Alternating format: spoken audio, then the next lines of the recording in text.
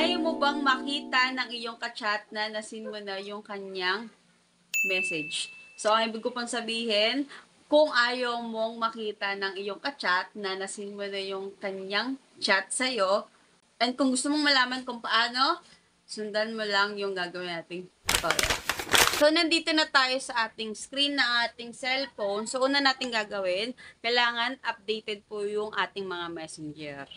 So, punta na tayo sa messenger. Kung alam nyo namang updated po yung inyong mga messenger, so pumunta na po tayo sa messenger.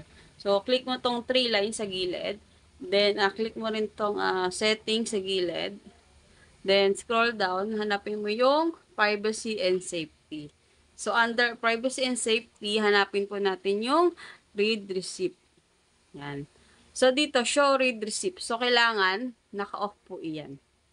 Kasi once naka-off po yan, sabi dito, people would be able to see when you read their messages and you would be able to see when they read yours. Nila makikita na tasin mo na yung kanilang mga message. So, gawa natin ng sample.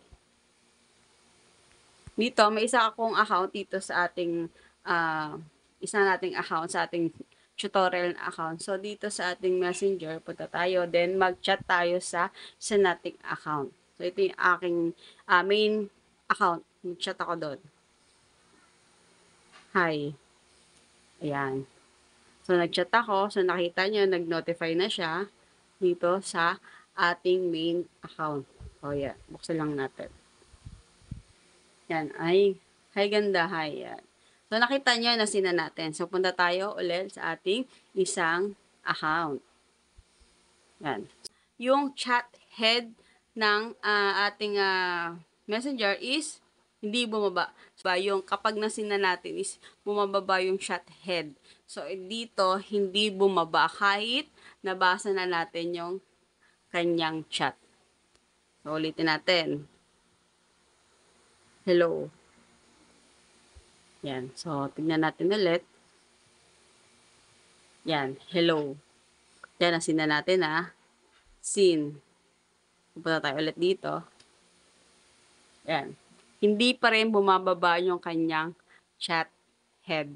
So, ganun po kaganda yung read receipt. Off mo lang yon, then hindi na malalaman ng iyong kachat na nasin mo na yung kanyang chat. So, di ba guys, ganun lang kadali, di ba? Kung ayaw mong malaman ng iyong kachat na nasin mo na yung kanyang chat. So, bigyan mo naman ako ng like and follow mo na din ako. And subscribe mo yung ating YouTube channel. Yan. Gawa-gawa po ako ng full video tutorial sa ating YouTube channel. So, see you on next video.